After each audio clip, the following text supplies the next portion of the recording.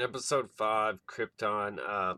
This episode largely focuses on the history of the Zod family, House Zod.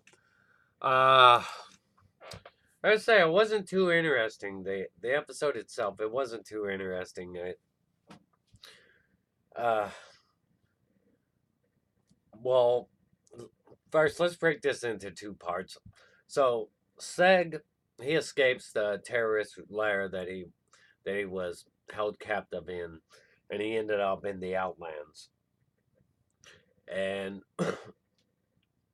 he returns to that lair, but finds another prisoner named Rakita, I think, if I remember correctly.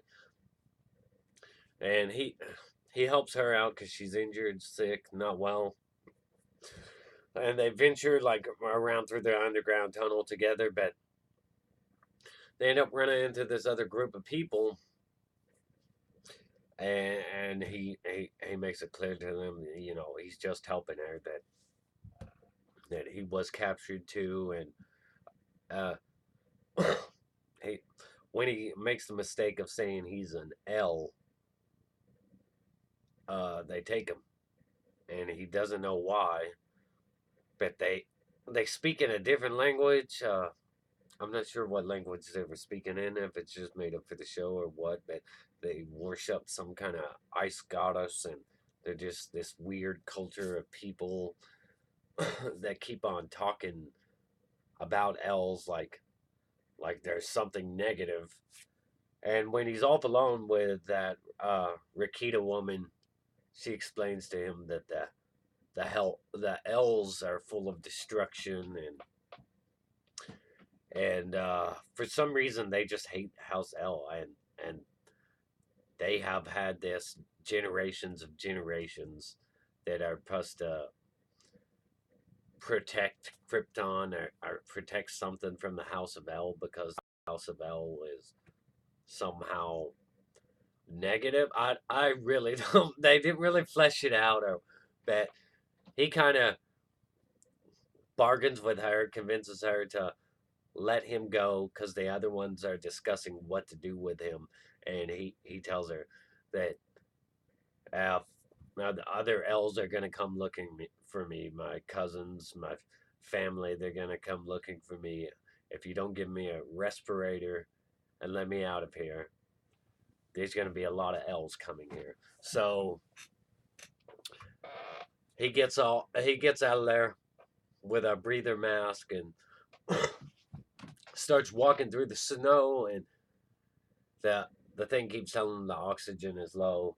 The oxygen is low. He gets the idea to take it apart and build a communicator out of it as it's freezing to death out there.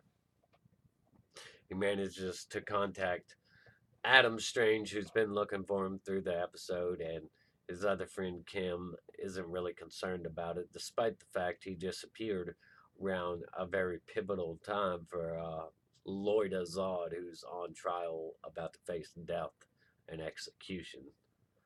Uh, he contacts Adam, and he tells him that he's stuck in the Outlands, to pass a message along to her, and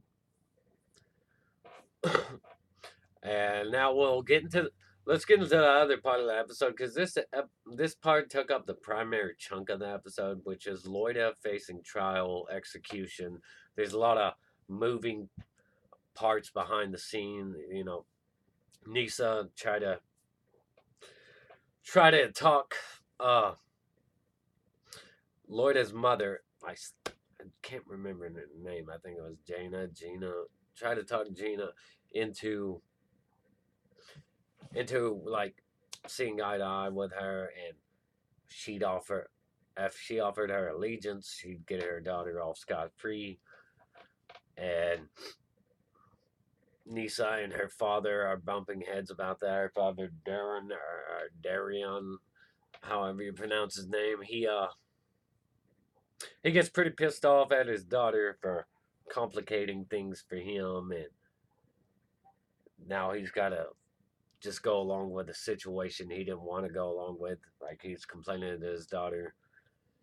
And beyond that, I mean, the episode's mostly exploring the past. It's exploring Gina's past, how she grew up, how Zods are essentially raised and pitted against each other. Her brother tries to show her mercy during combat, and he gets ragged on by his father for doing so. Like you're letting her, the fact that she's her sister, cloud your judgment, and he ends up pitting them against each other without them knowing up front. He sends them out into the Outlands, the icy territory, to go find a breather mask and then travel back. Well, they find the oxygen mask. They've ran out of their oxygen masks. They find only one oxygen mask, which pits them against each other. She tries to reason with her brother that they can share it, they can make it back together, and and he just he just tries to kill her, saying that there's only one way this can go, and she has to fight back. So she ends up breaking his leg and leaving him out there, taking the oxygen mask and going back to her father, telling him he's still out there, that her father doesn't care. This is the way it was meant to work out. Only one was supposed to come back, and it doesn't matter if he's still alive out there. He can stay dead out there. So they had a pretty vicious upbringing, pretty strict discipline, very military like upbringing. And it focuses a lot on that, particularly that essentially Lloyd is starting to really develop a relationship with this other guy that's been around that I can't even remember the name of. I'm pretty bad with names on this show, but this black dude that she's been kind of, you know, they're kind of hitting it off, talking to each other, and they end up kissing before she has to go face her execution. So, they go to the trial, and her mother's there, Nisa's there, and Nisa's father comes up, and they're prepared to execute her, but he stops right in the middle of it and says that the other woman confessed. Uh, the woman that claimed otherwise, she confessed. I don't remember her name either, but basically the trigger happy woman. They claimed that she confessed, though all the charges were dropped. He goes to her cell, and she's asking why she's still locked up in there and stuff, and it reveals that they've had a romantic relationship. They weren't just in this to frame her; they also had a romantic relationship that, unfortunately, she ends up getting killed because he's been backed into a corner, and he feels like he's got no other choice. So he gets her killed out of the way, and then he pulls it off pretty well. Like his dramatic reaction. He tells the guards that she had a weapon in there, and that we need to figure out how she got a weapon into her cell. That his reaction, this is just so believable. Even his daughter Nice is like almost believed what you were saying, but she wasn't really talking about that. She was talking about their little hidden relationship, because like the emotional reaction on his face is he's pretty devastated by what he had to do to this woman. He said she was loyal and she was a good soldier and all that. But obviously he cared more for her than just her being a good soldier and loyal.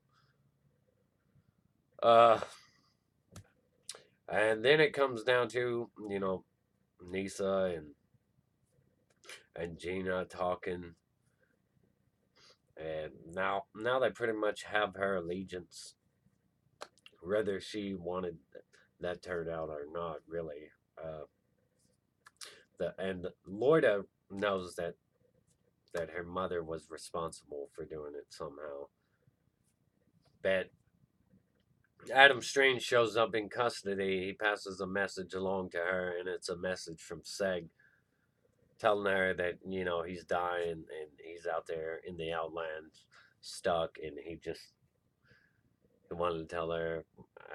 I can't remember the exact dialogue, but it was pretty much, you know, all sentiment and I love you and I'm sorry. But she pulls together a team to go try to find him, and a light shows up in his face while he's on the ground freezing. He thinks it's her, but it's actually the commander that had him captive the previous episode and takes him back into captivity.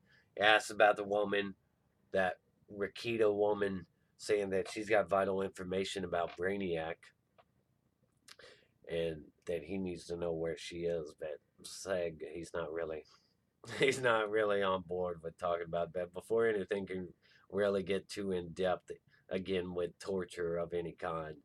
Uh, Lourdes shows up, her and another uh, her and another Sagittarian. They execute the woman that's with the commander, and he takes off running, and Loida kisses Seg, which is kind of messed up in my opinion, because I mean she was just kissing another dude earlier, and now she's kissing him, and you know he's really got strong feelings for her. He loves her, but I guess she's having feelings for two different dudes. It's kind of a garbage tier woman, if in my opinion. Uh, but she pursues the commander, and you can just tell the way the scene's shot. You can just tell that he's gonna creep up on her. It's just dragging it out, like prolonging it. And it's like, come on, you know, he's gonna get the drop on her. Just get over with already. And he does. Gets the drop on her. They get in a pretty big fight, but she really holds her own. Perhaps a little bit exaggerated considering her body build and his. Uh, I don't know. I don't think in reality she'd be able to hold her own that well against him. He's able to just like toss her around and junk. But but she does get the upper hand on him and takes him down. And that's when he sees her dog tag and shows, well, not really dog tag, but family symbol. He shows her his. It's got the same symbol. And he says, "You're my mother." So that cat's out of the bag. He's from the future. So, I mean, he's probably General Zod. Now, I like to not follow spoilers because, as I believe, the internet is just, it's ruined the experience for everybody. It's made it where everything's spoiled. Like if, so I avoid all spoilers, but I'm pretty sure this is Zod. Oh. The episode itself, though, I just felt like it was pretty boring. It had some interesting things. It was nice to see some history on House Zod, and there were some weird new plots that are plot points that cropped up. And mostly, I just felt like this episode was just, you know, it could have really been slimmed down or something. I give it a 4 out of 10. Anyways, check out my other videos, like, subscribe, comment. If you want to support my channel, check out my GoFundMe link, check out my PayPal link. But thanks for viewing. Rock on, stay awesome.